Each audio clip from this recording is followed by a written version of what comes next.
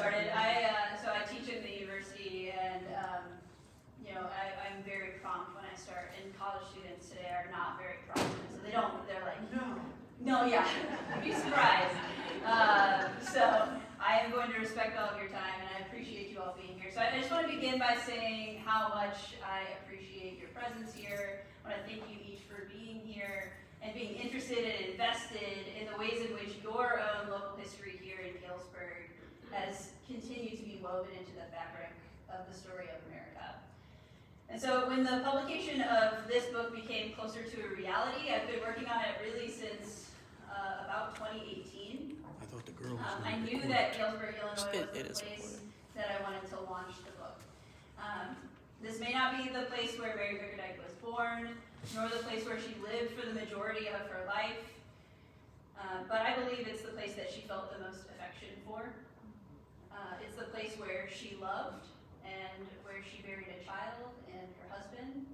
It's the place from which she was called to her life's public purpose, to serve the men of the Union Army.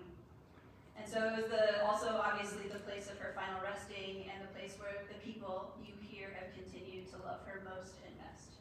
So as a result, it feels fitting that we would continue to champion her legacy here today. So hello and welcome. My name is VanGorder. I'm an assistant professor of history at Illinois State University in Normal, just about an hour away.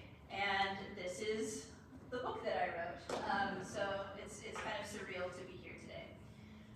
Tracing Mary Bickerdyke's life from private mother and healer to public nurse and then national symbol demonstrates how women like her transformed the meanings of care, professionalism, and maternal authority. Her story helps us to rethink how motherhood functioned, not just as a private identity, but also as a form of labor, power, and public service in the Civil War era. In 1904, around 3 years after her death, the Mother Bickerdyke Memorial Association in Galesburg raised funds and commissioned the decorated Boston sculptor Theo Alice Ruggles Kitson to create a glorious, I think we can agree, 14-ton bronze statue depicting its subject's legacy of compassionate care in stark relief. It was to be the first major monument erected to celebrate a woman's Civil War service, and newspapers across the country and even as far as Australia took note. When the statue was dedicated in 1906, the former Illinois Governor Richard Yates, he rose to an estimated crowd of about 8,000 after residents of the Soldiers' Orphans Home, which Bickerdyke had helped to establish, played taps in her honor. He remembered how Bickerdyke sang songs of home and heaven to dying men while shot and shell fell. He also recognized her contributions by noting that, quote, her insistence made every Army commander realize the importance of her work. It wasn't a choice, right?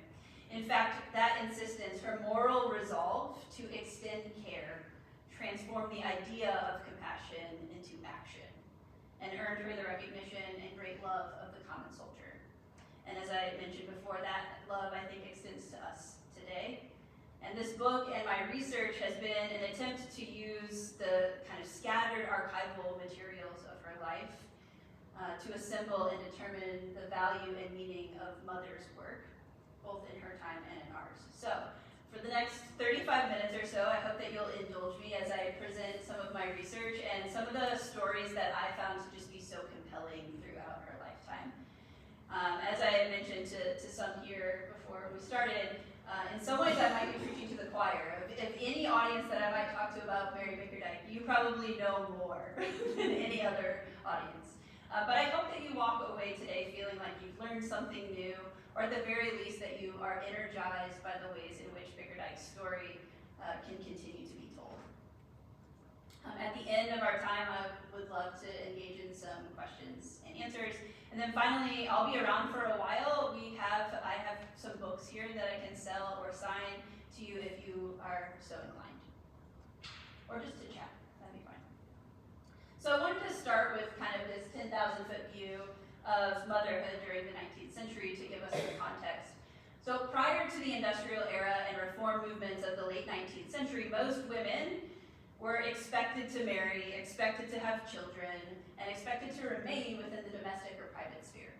Historian Barbara Walter famously advances this cultural phenomenon as the cult of domesticity, or true womanhood. And so by the mid-1800s, popular periodicals pop up like Godey's Lady's Book, Catherine Beecher's best-selling treatise on domestic economy, and all of these magazines provide depictions, instructions, and tutorials of how to be a good mother. They encourage women to pursue actions that would help them to attain piety, to promote their virtue, and to submit to male authority, as well as raising children. So, pretty easy stuff, right, like all together. So you can see this image here comes from Godey's Lady's Book in 1850, titled The Sphere of a Woman. So you see a couple of things here, this picture of a peaceful household. The mother is positioned at the top of the image, and in this space, absent a husband, is the authority figure. There's also this kind of pyramidal structure and composition to this image, which suggests this hierarchy while also suggesting intimacy between her and her children. The kids, I don't know if you, so I have young children, and they don't typically do this. But they're engaged very intently in their educational pursuits, right? They're reading to each other, which again, foreign concept to me. And the dog, right, is even subservient in this image, which is a 19th century symbol of domesticity and loyalty, right?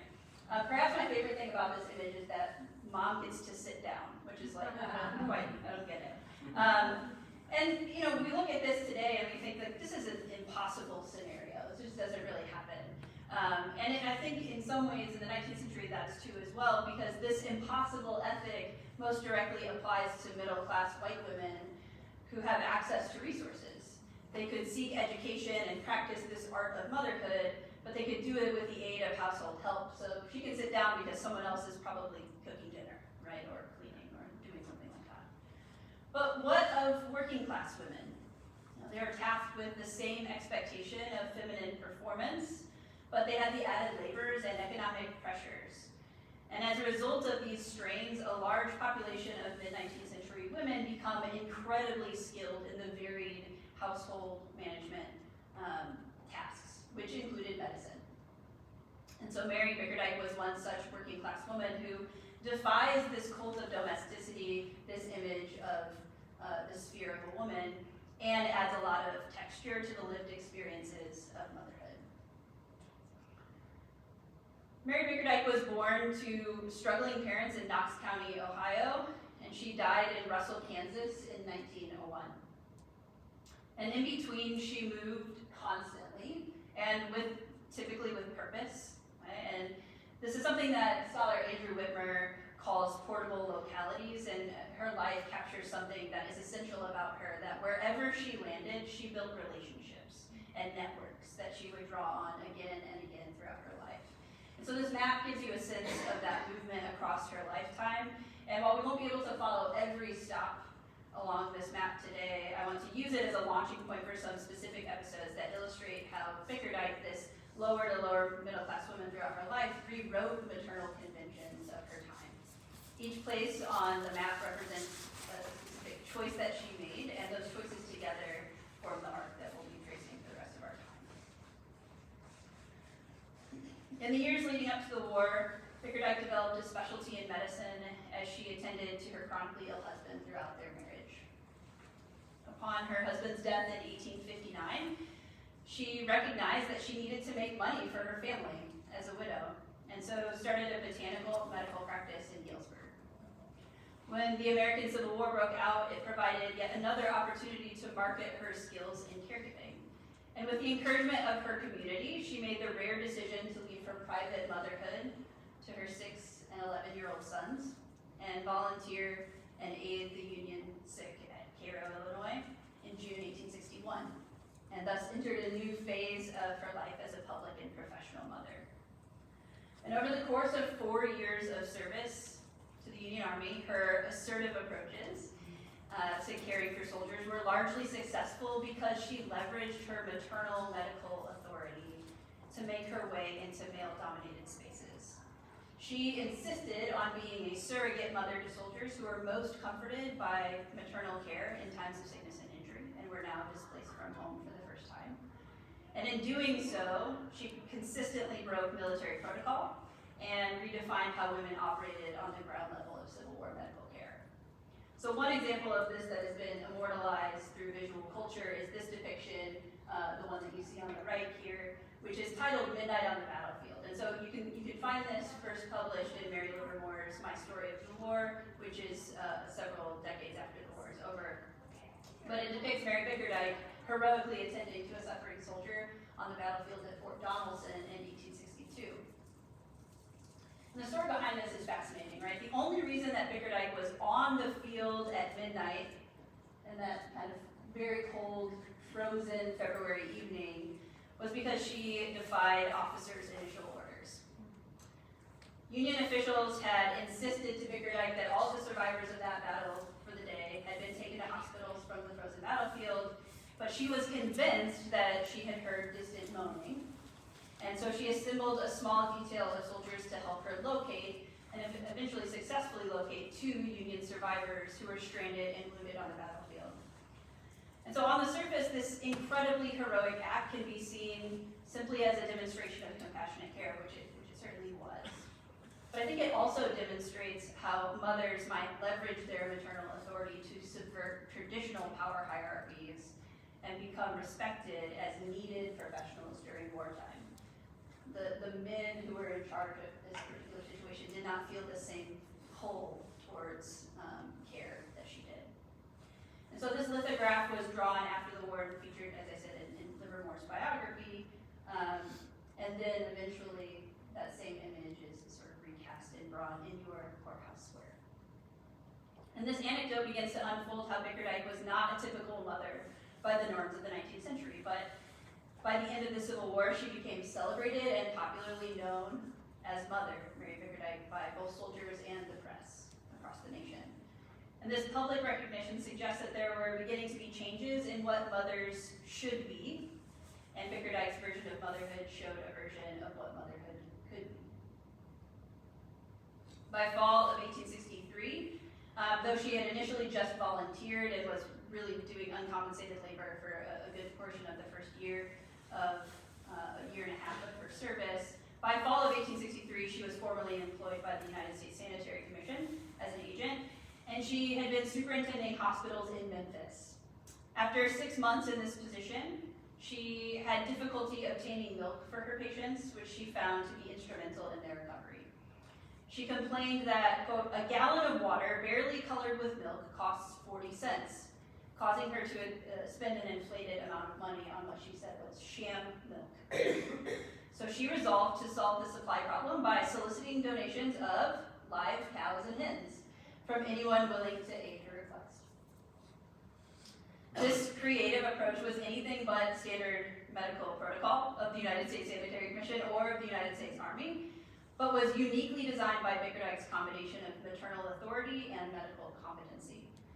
So to accomplish her ends in this mission, Bickerdyke welcomed the help of competing benevolent agencies, which included the Western Sanitary Commission, which was out of St. Louis, and then the Illinois Sanitary Commission that was out of Springfield, and then she worked for the United States Sanitary Commission and the Chicago branch specifically.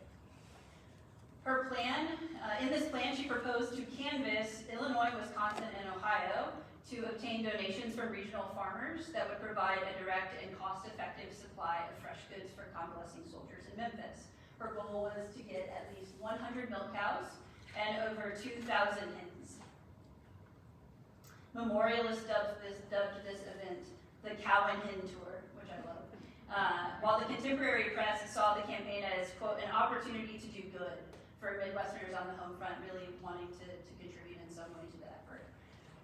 And so Bickerdyke knew the tension between the Western Sanitary Commission in St. Louis and the United States Sanitary Commission, but she preferred a more pragmatic approach to relief, and she was always willing, sometimes to her own detriment, to break official alliances for the sake of expedient care. Like, this was a medical emergency, and whoever was willing to help first, she was willing to take that help. Later biographers called Bickerdyke's penchant a desire to cut red tape. But such an analysis, I think, suggests her disapproval of the institutional bureaucracy. And instead, I think, as we'll see as she continues to work for various institutions, I think her approach points to just a very strictly patient-oriented approach. for relief and care. So in June 1863, James Yeatman, the leader of the Western Sanitary Commission, wrote Bickerdyke's letters of introduction and gave her lots of transportation passes to connect her with resources all over the region. And then about a month and a half later, the Sanitary Commission, the U.S. Sanitary Commission, caught up and said, okay, this seems like it should be a good idea. So they also gave their support.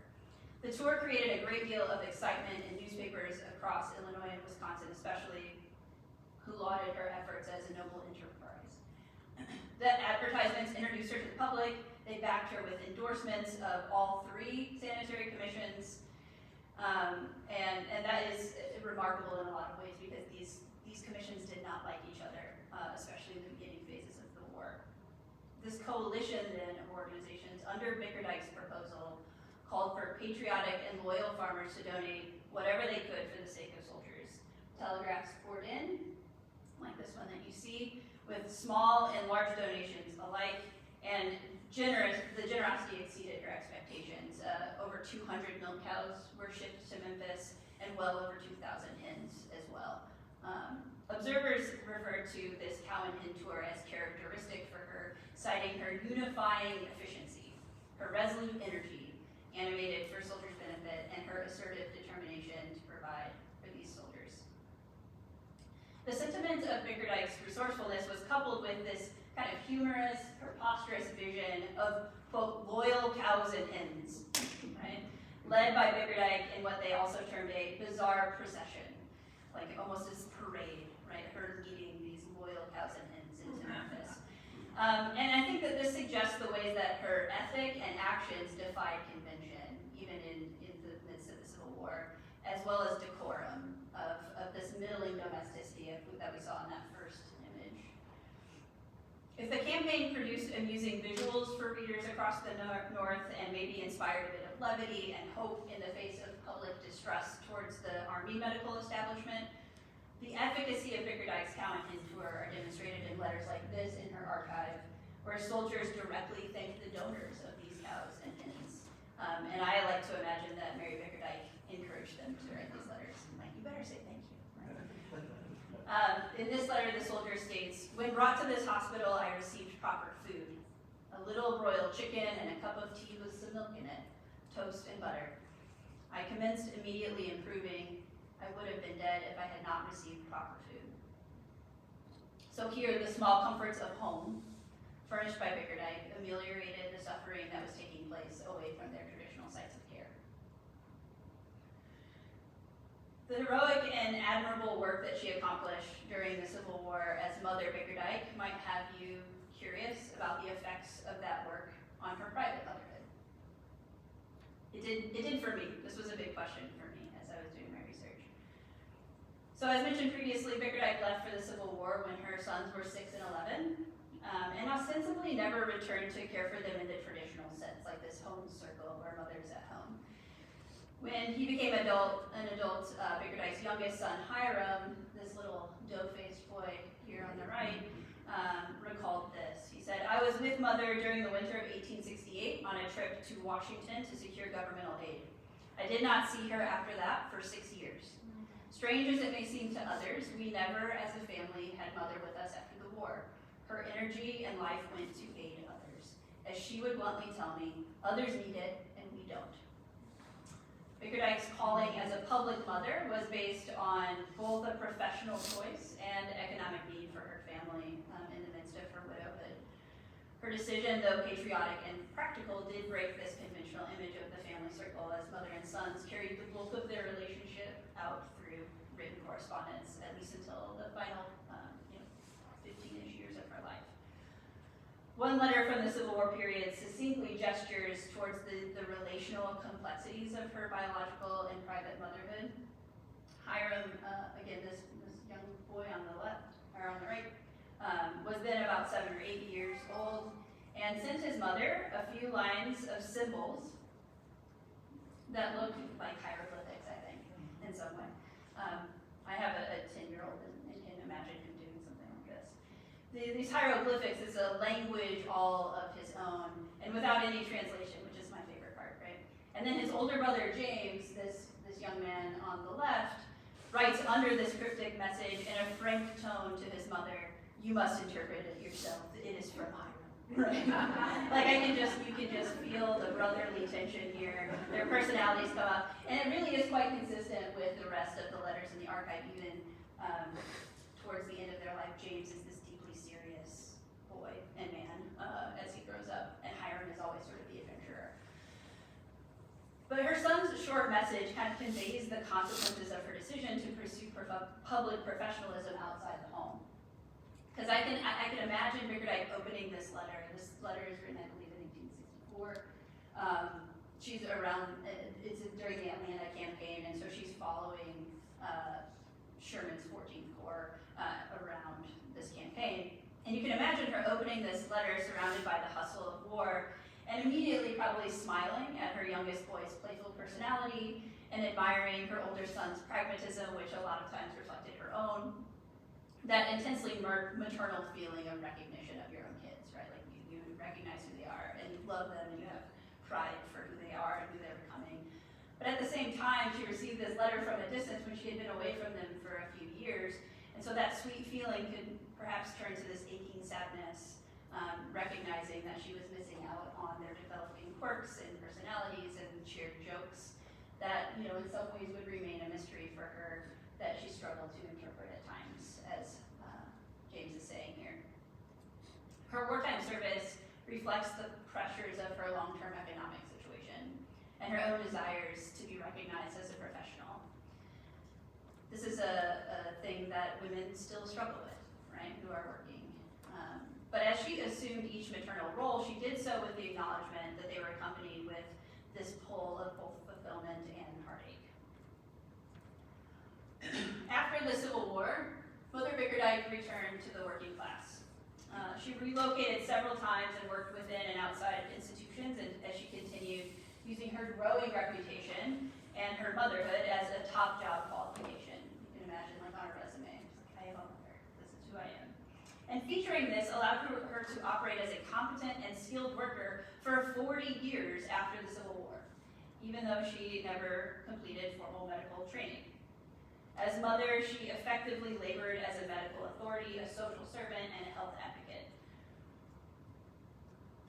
She exercised her professionalism in incredibly varied ways after the war. And so I'm just going to list a few, and maybe this is the enticement for you to buy the book to read more about each of these episodes. So here's the brief list of things that she did, like just in the years after the war. She helped to develop was more popularly known, this is in Normal, Illinois, on the left here, the Soldiers and Sailors Home, which was the Soldiers' Orphans Home. So she helped to establish this right after the war.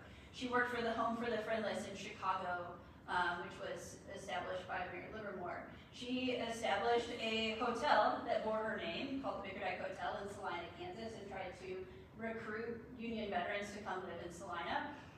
She provided aid for the grasshopper plague in the Great Plains. She was a private nurse in California and Nevada to both Union and Confederate veterans. She worked for the U.S. Mint for some time through appointment. She was the palliative cancer care nurse for her stepdaughter until she died from breast cancer as well. And so she did a lot. Like, that's a lot of work over in retirement, right? But one of the most profound things for me the last kind of 15 years of her life, from 1885 until her death in 1901, she became heavily involved in pension guardianship. So she extended this care for her boys, her Union soldiers, even into their veteran years and through their deaths a lot of the time. It's this category of work in the pension system that put her in a position to assist disabled or terminally ill veterans and to help them and their families spend their pension disbursements responsibly. So she had a lot of responsibilities in that way. She responded to veterans who requested the specific attention of Mother and her advocacy as well, and hoping that she would manage their cases. So here you see an appointment of her guardianship of James Cook, which is the one that is the most well documented in her Library of Congress archive.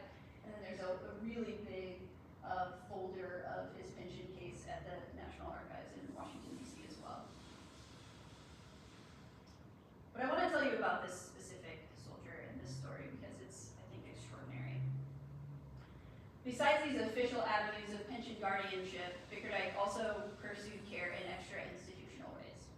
Just as she had done during the war, she worked within institutions as it suited her regimen of care, but was never timid to work outside those traditional structures when the case necessitated it. Thomas Bolton was a Union soldier who was captured by Confederate troops at the Battle of Drury's Bluff. He was incarcerated at first at Libby Prison, but was transferred to Andersonville in May of 1864, which, if you know anything about Andersonville, that's the bad time to be there. You don't want to be there in 1864. The medical care was extremely neglectful, and men were starved to death. He was imprisoned there for at least 6 months, where he developed health problems that plagued him until his death. Upon his release from the prison, he was transferred to a Savannah, Georgia hospital, where Mother Bickerdyke oversaw care for former prisoners of war at that time. And upon his arrival, this is a quote from his from some affidavits from folks that were advocating for his pension care. They said this: "He was carried in by his comrades and was, to all appearance, in a dying condition, being unconscious and suffering from scurvy so that his flesh was dropping from his bones.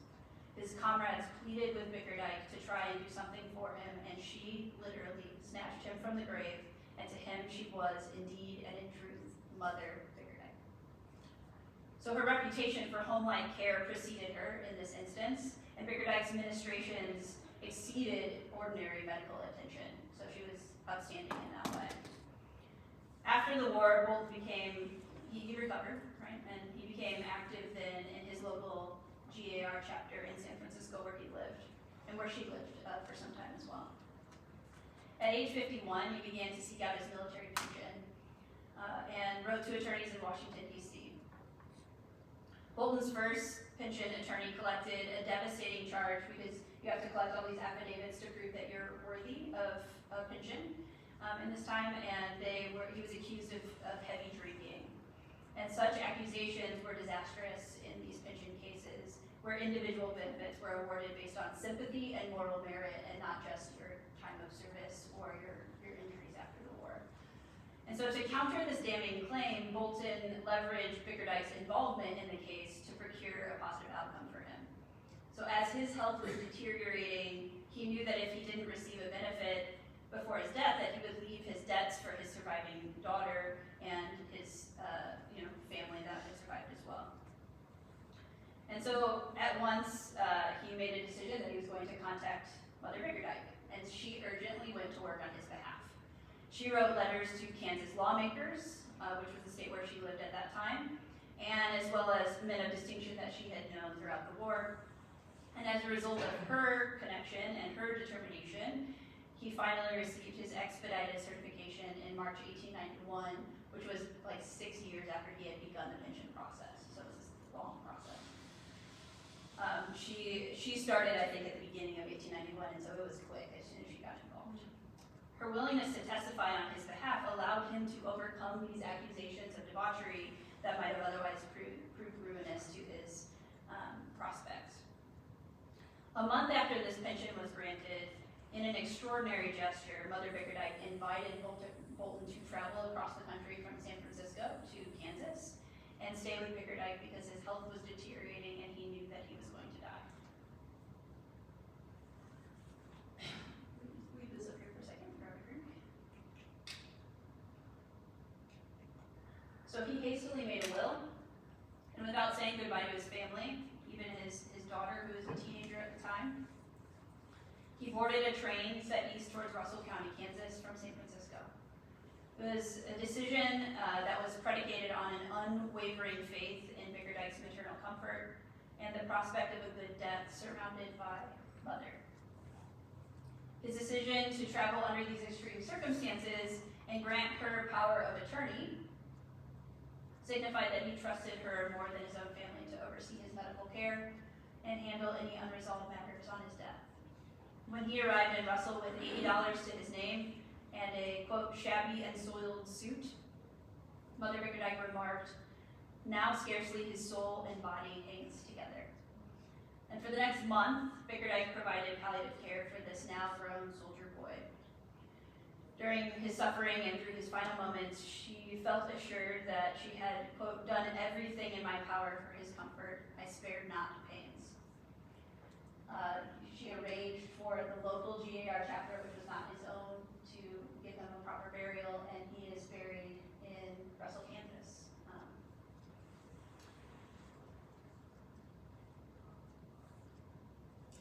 So apart from Thomas Bolton, Bickerdyke managed an impressive stream of correspondence and pension work in the last 15 years of her life. On one level, this employment was really commendable because she was one of only a few women employed for this type of work. However, this was also a curious professional move. So as I was, doing all of this kind of really deep reading into her archive, I was questioning why she would be doing this, because throughout her life she struggled with kind of keeping up with the literacy standards of decorum especially for middle class women at the time. From the time of the Civil War onwards, she employed an amanuensis or a ghostwriter to conduct the bulk of her correspondence. So you can kind of see here a number of letters that are all signed by Mary Bickerdyke, but none of them are the same handwriting. You can kind of look closely. So this led me to question kind of how she could achieve this prolific pension work during the last 15 years of her life, keeping in mind that she was in her mid-70s when the work started, right? Which is incredible. But more pointedly, I was curious then who was this person that aided her in this process, and it led to a close reading of that particular portion of her archive as she was in Kansas. So this is getting into the weeds a little bit, but I employed a digital methodology called paleography, which is just like the study of handwriting, to conduct an analysis on this particular part of her archive, and it helped me to confirm with other supporting documentation that Mary Bickerdyke depended upon a woman named Lydia Foster for dictating her pension correspondence and labor, particularly in the last decade of her life. When Bickerdyke hired Lydia Foster in 1889, she was 15 years old. She was a black adolescent young woman who dictated Bickerdyke's letters for government pensions.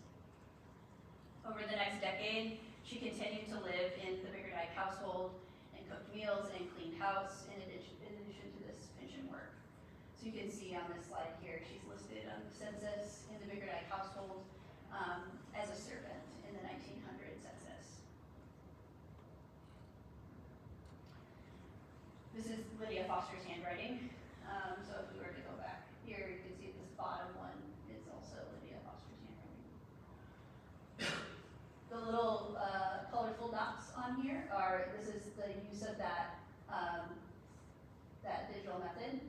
So it creates this synthesis score for different handwriting, and so I just thought it would be a cool visual so that you could see the types of things that it was pulling to make comparisons between different handwriting styles. But because Lydia Foster didn't leave behind any known materials confirming her experience, this methodology allowed me to address some of the silences that were becoming apparent in Bickerdyke's papers.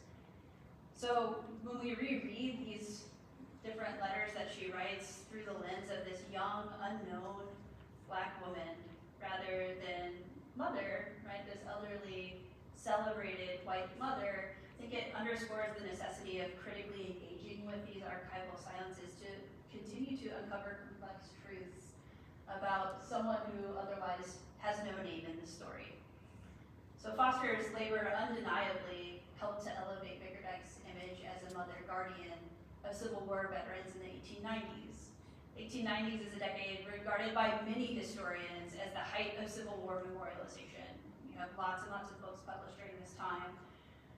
But Bickerdyke never publicly acknowledges Foster's contributions, and so here it highlights the complexity of lived motherhood, a reality that's far more intricate than dominant narratives or analytics like we talked about, like the cult of domesticity might suggest. I don't know whether or not her omission was deliberate or if it was reflective of historical context that was comfortable leaving out Black contributions. But its effect was to render Foster invisible while at the same time bolstering Bickerdyke's fame in her later years and in subsequent historical representations. Publicly, Bickerdyke was crafting this image. She was very careful about this in her final years of this beau ideal of what a mother could be. And at this stage in her life, there were already a couple of biographies that were written with her contribution. She helped write these biographies. She was also part of an exhibit at the 1893 Columbian Exposition, and she wrote the caption for what she wanted her image to be, portrayed as. So she was an active participant in molding her legacy. And you can see in the letter on the left her adoption of this ethos, admonishing a pension client to be a true woman, right? Even though much of that performance was shared with the labor of Lydia Foster as well. So I want to just give a little voice to Lydia Foster here in this moment. The image that you see here was located through my favorite research location, Ancestry.com. And it was posted on that platform by Lydia Foster's grandson, who will not message me back. For whatever reason. I tried very, very hard to get in contact with them. So there are very few details surrounding Foster's life outside of her birth and death and some census records. But her grandson posted this photo with what I find to be a deeply unsatisfying description that Foster, quote, enjoyed photography. Right. That's it. That's what we know, right? And passed down a small collection of unlabeled photos, which leaves much of her life still to be told. What we do know, though, is that Foster's literacy and excellence behind Mother's pen enabled Bickerdyke to remain productive beyond her professional prime. It allowed her to do the work that she loved and to continue to care for soldiers until her own death. But in this case, I think it illustrates the intricate navigation of 19th century maternal performance and its intersection with race relations in the United States during this time period. So in closing, Mary Bickerdyke's life, I think, invites us to reconsider what it meant to be a mother in 19th century America. She expanded the boundaries of domesticity. She turned maternal care into a public vocation that helped to continue to shape medicine and veterans' welfare and women's professionals' opportunities long after the war.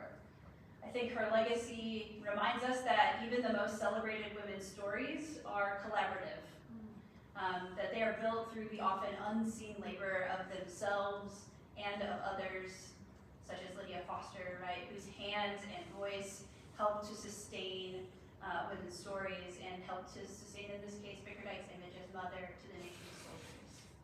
And ultimately, my book asks us to look beyond idealized motherhood, to see the complexity and sacrifice and shared labor that defines our lives as women, and to recognize how those histories continue to inform the meanings of care and professionalism today. Motherhood, after all, is complicated, and you must interpret it yourself, as James would say. So with that, thank you for your time, and I look forward to thoughts and questions now. So thank you.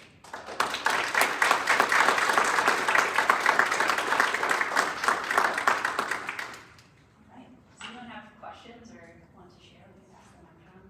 Sure. Would you be okay if we pass the mic? Okay. This is my beautiful assistant. This is my husband, David.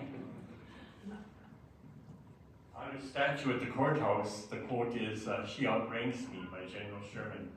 Did you were you able to verify that quote, or is that folklore? I'd like to refer you to chapter 3 of my book. Yeah, it's a complicated one because it is attributed to both Grant and Sherman throughout the war. Many soldiers after the war write her letters and claim to have been there when Grant or Sherman said that to her. And the best example that I found of that particular anecdote comes from a Memphis situation where, so you ready? This is a great story. So Bickerdyke is superintending the hospital. She is providing especially like diet care for the soldiers in Memphis. And this particular surgeon came in disheveled at noon, missed a meal with the soldiers, and it made Mary Bickerdyke mad, right? She was mad. She dressed him down, right? And she also took it all the way to the top and made sure that he got fired, and he did. And he did not like getting fired because of something that a woman said, right? And so that is where the story comes from, that soldier then approached. The story was Sherman. It couldn't have been Sherman because it was Stephen Hurlbut who was actually in charge of Memphis at that time. So if this is when it happened, it would have been a different general, and so it could have been kind of shifted. But I think that the message here is what is most important, is that her maternal authority was the thing that outranked these these military officers. And so that's the message, and I think that no matter who said it, the message remains strong, and I think we can be settled with that. If that makes sense. Yeah. Come on, do your Okay, I read lots of books on Mary Bickerdyke, and we've been to Knox College and gone through all their stuff too. There's so many anecdotes about she outranks me. One is from Vicksburg, where she was down there with Sherman and Grant at Vicksburg, and after they won that, they had a big party and invited everybody from their families down there, and one little boy got chickenpox, and one of the general's wives wanted her to take care of her little boy, 10-year-old boy with chickenpox. And she looked at that woman and said, "Do you know how many other men need me right now, and you want me to take care of your boy? You take care of him and take him back home. This is no place for a child." That's the way she was. And then she walked off. Well, that made that woman so mad. She went to Sherman and said, "You got a woman here that's terrible, and she treated me terrible." And he said, "Who?" And she says, I think her name was Bickerdyke. And he says, "Oh, Mother Bickerdyke? I can't do anything about that because she outranks me." So that was the end of that whole issue. But that could have been just one thing, but it seems like she proved herself to all these surgeons, she proved herself to all these generals, she proved herself to General Grant. General Grant was all for her from the beginning. But here in Galesburg, now I've been portraying Bickerdyke since 2014. I've had so many people say to me they didn't care for her because she left her boys here. Oh boy. And I said, but you don't know how awful war is. It separates families. And this was something. She asked Pastor Beecher before she left, "I need somebody to take care of my 2 boys." And then she first wanted that to be taken care of if I have to go down there. She was only going to be down there a couple of months, and then she was going to come back. But she saw the desperation of all these men that were starving to death and dying. Most of them were dying before they could even get to the battlefield. And so she said, they kept people watching these kids, and I think there was an older daughter from the Bickerdyke family that took care of them, but then Mary Livermore took care of them. She said, "Hey, we've got some people up here in Chicago. Let's put them in this home up here and take care of them up here." And so they were taught in a kind of a home up there. And so they were taught and cared for up there. And then when she moved to Kansas, those kids went with her. But they weren't kids. They were like upper teenage men then. And Hiram wanted to be the rancher. So he ended up out west. James became superintendent of schools, so I thought she was living kind of with James. I'm maybe not sure. Thank you for that. And then she worked so much for the nurses and the soldiers to get those pensions. And she saw that those lawyers were making money for themselves, so she studied law. And she went in front of the legislature with General Logan with her, who became Senator Logan. He went with her to help her. And she said, and she was not good at her speaking, but they listened to her. She didn't have good English. Okay, but this. She spoke and they listened.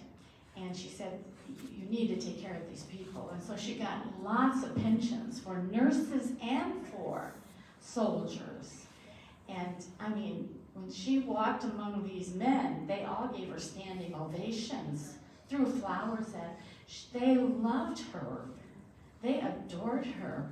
And she loved her boys too. But Yeah, I just want to just add, I by no means in talking about her sons do I mean to intimate that she didn't love her children. She took care of them, throughout their life. Mothers make decisions that affect their children. Whether she were to stay home or leave, they would have probably had issues, right? Like this is how it works. And so yes, her kids were taken care of well throughout the war. But I think, did you have a question? Yeah. I wondered if you could relate this. I don't know how you got into the project, whether it was through Civil War history or women's history or nursing history or whatever. But I'm particularly curious how you would relate it to nursing history, and what context can you put her work in? She wasn't the only one, but she was a big figure in it, and how does what she did relate to other nurses, etc.? Yeah. So there are some wonderful books that I would point you towards. The most important would probably be Jane Schultz's Women at the Front. It will tell you like lots of different contexts, because the reality is that there were lots of different ways in which women cared for Union soldiers during the war. And Bickerdyke's is really interesting because I didn't have time to talk about this, but she works for the Sanitary Commission only after she sort of proves her worth as not necessarily just a nurse, but she's innovating systems like laundry systems. And that became really valuable to the Union Army, and so it's hired as this kind of, as a sanitary agent, because sanitary science is developing during this time as a sort of precursor to what one historian calls antiseptic consciousness, right? This understanding that we can use antibiotics to actually do things, right? And to heal people. And so she's in that context, but one of the other really important parts about Bickerdyke is that as an older, I don't mean to say that she was old when she went to the Civil War, okay? Because I'm approaching the age that she was when she went to the Civil War.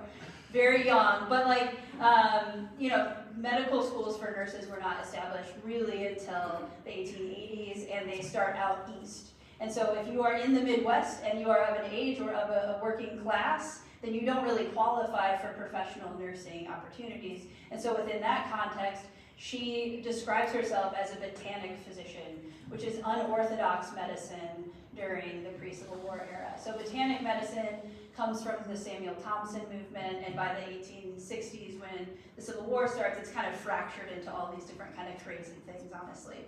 But there are schools in Cincinnati, and she and her husband lived in Cincinnati that had botanic schools, and so she was likely really familiar with this tradition, which has a lot of these more natural therapeutics, which translate better for household care, right? So if you have a sick kid at home, but there's not doctors around locally, you can create botanical therapeutics for your family. And so that was something I think she developed an expertise with over time. And so she labeled herself that way, at least in Galesburg. There's not any documentation after that she continues to label herself that way. And again, I think that's mostly due to her pragmatic approach to care. So I don't know if that helps in any way. Do you have a follow-up? We could talk. You look slightly unsatisfied. I have 2 master's degrees in nursing, and my first one was a thesis on American nursing in the 20th century, nursing education. Yeah. So anyway, this is not my forte as such, but it's interesting how the women's sphere, whether we call it the mother or the domestic sphere or the woman's sphere, lends itself much better to healing, to because of their cleanliness, because of nutrition, because, and I think of Florence Nightingale in the Crimea. Hers was fresh air and laundering, and not because they knew microbial. But that was being developed in the 1860s as well in Europe, and it fit right in with the woman's sphere of cleanliness, and you should launder and so on. And I think we shouldn't underestimate how much that does for health and well-being and healing, all of those basic things. So it's not so much medicine, it helps. Right. Well, and I think that goes to an important point of, her development of the laundry system not only saved tons of lives, but saved the Union Army a ton of money, right? Because she said, instead of throwing away and burning these bandages and the clothes, they could be reused, right? And we also know, again, to sort of complicate the racial dynamics here, that Bickerdyke was given charge by the Sanitary Commission to hire contraband labor, so refugees from slavery, to help her with that laundry system. And so they followed her from Shiloh to Memphis to help her with that as well. And so that was, as far as like nursing care, that was, I think, a really important part of what she did, for sure. Any other questions? One more. Yeah. I gave this talk once someplace, and I had a man who was in the Air Force, said, I've heard of her because when we first joined up, we had to learn about Mother Bickerdyke. And so I know nurses do a lot of this, but that was interesting that in the Air Force, they learn about, and there's a parallel between Clara Barton and her, because Clara Barton was also starting her career on the east coast. She's kind of on the west by the Mississippi River, because that was the west. And so she was building up and she wasn't out for a big name or a big career. She just wanted to get the work done. That's all she said. I'm not leaving here until the work is done. And she had to be admired for that, because that one surgeon in Memphis tried to get rid of her by making her be in charge of that smallpox hospital. And she said, fine. So she took care of it, and she cleaned it up, and those men lived, and he could see that she was out there to help. That was that cleanliness, that microbial theory of line washing so long right into it. I'm curious about Mary Bickerdyke and her experience of grief, knowing that you wrote your master's thesis about Lincoln and grief, both in light of Lincoln losing Willie in the White House and being the president during the Civil War. I imagine Mary losing her husband and spending 40 years without him was part of it, but then the unprecedented loss in the midst of the Civil War. Was she, as a working class woman, did she express grief, or did she just push it down and push through? What was her experience? How did she express that? What's quite profound is that a lot of the archival materials that exist are not necessarily directly from Bickerdyke herself, and so there's not a lot of like this reflection. There's a really wonderful letter that I think maybe outlines some of this. While she's at war, she obviously encounters a lot of carnage and loss.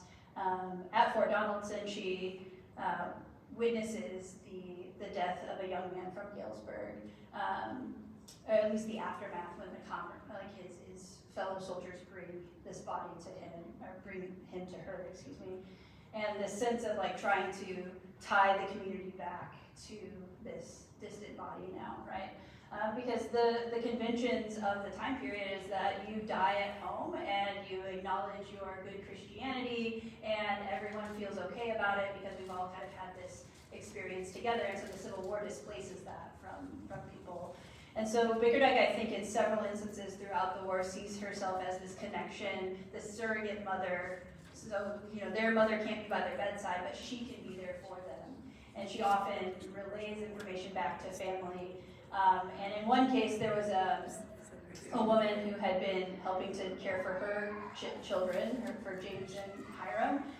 and lost, so this is Sherman Abbott is the soldier's name, and the mother writes to Mary Bickerdyke and asks about Sherman and where he is, and she draws, the mother draws this map, and then Bickerdyke is able to give that to someone to help get his body back home. And so I think she often saw herself as this connecting point to continue to extend this convention of the good death even during the Civil War. And there are lots of other stories too, but grief is tricky during this time period for lots of folks because it really messes with the conventions that they had been used to. And so she is I think oftentimes just pushing through a lot. She has a lot of work to do, right? And so there's not a lot of time to sit and do the traditional mourning that this time would call for. So, yeah. Any other questions? So how did she finally become ill, get sick, and pass away, and get back to Galesburg? Did you come across? Yeah. So in the years leading up to her death, she was helping, and JR, her oldest son, James, is helping to kind of facilitate and understand that that's where she expressed that that's where she wanted to be buried. And so there's some letters, I believe that they're in the Knox College collection, where there are letters back and forth between her and the Memorial Association trying to locate. So at this point, she had been away from Galesburg for such a long time that her husband's grave was actually in disrepair at the time. They had to reappropriate the plot. She gave them these physical markers of, it was by this oak tree and it was over here on this part of the lawn. And so she knew where the grave was and she knew that she had bought the plot. So the deed was all set in that way. And then the ladies of Galesburg actually extended to her, we would like this to be the place where you're buried, and she, agreed, and then that was all arranged then by her eldest son.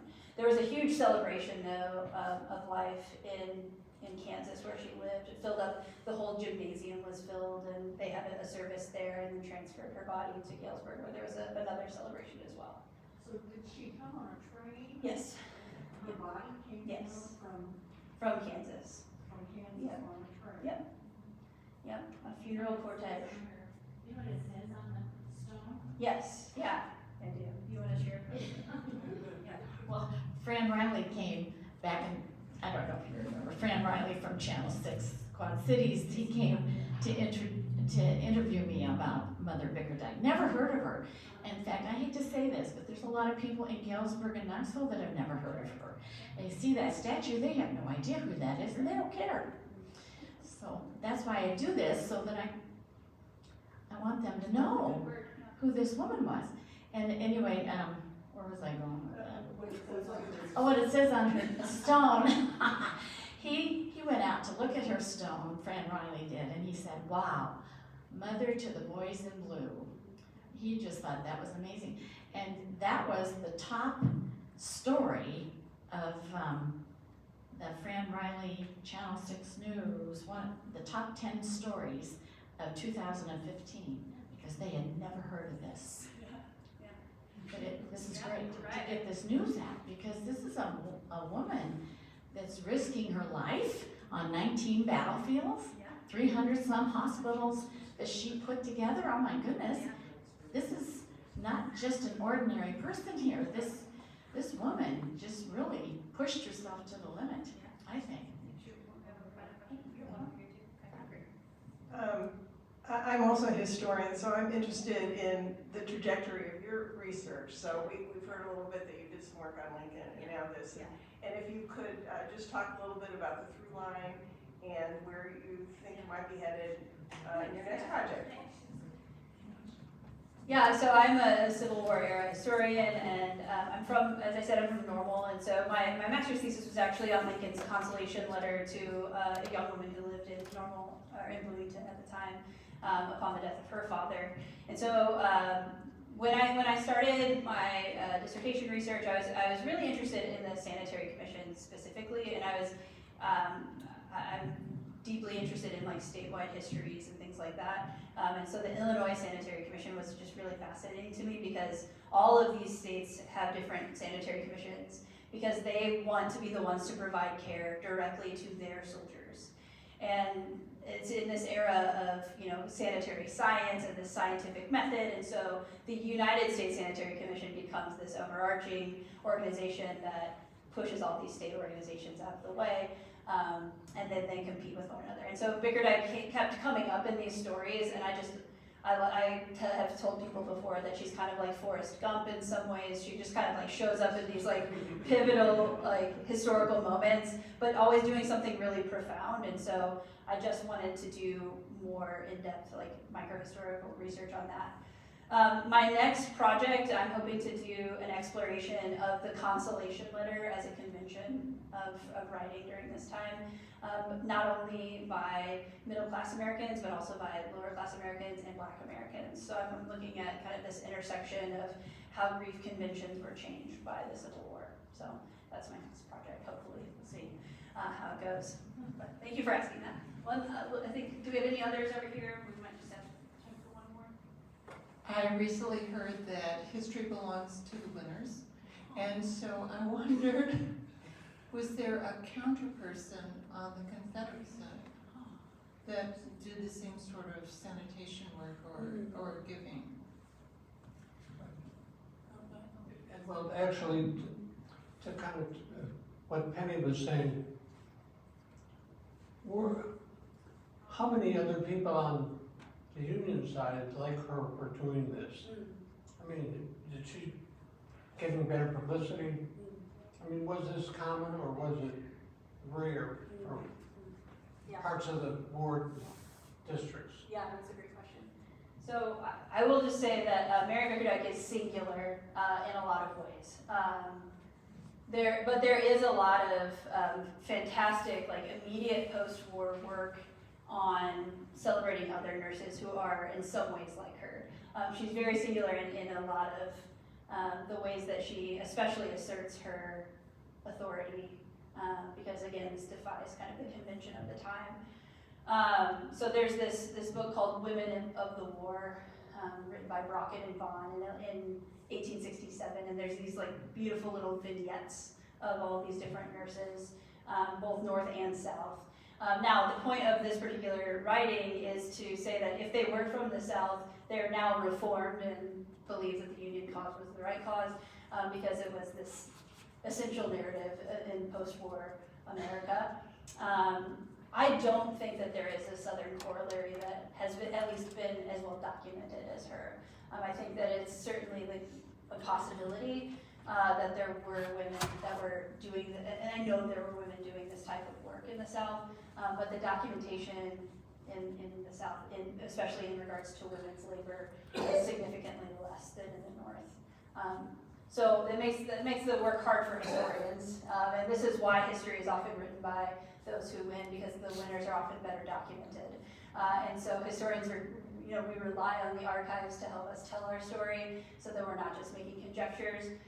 But I think it is fair to say that there were women in the South who were doing this labor as well. And we could talk about a few of them, but the Library of Congress archive that exists is 1,800 pieces. The one in Galesburg here is 4 boxes. She has another archive in Topeka that is 4 boxes. There's a whole pension archive in Washington, D.C., and all of this pension work. So I was able to piece together a lot of her life based on what actually exists in the archives, and so that's I think the difference. So, but thank you for asking. I wish there were more papers that we all have to save our papers, I guess, is the message. Save your good work so that people will know about it. All right, with that, I want to thank you all for your time. I will be around. We have the room for another 40 minutes. I have some books if you would like, and ways to purchase them, and I would love to just continue a conversation with you individually as well. But thank you all so much for your time today.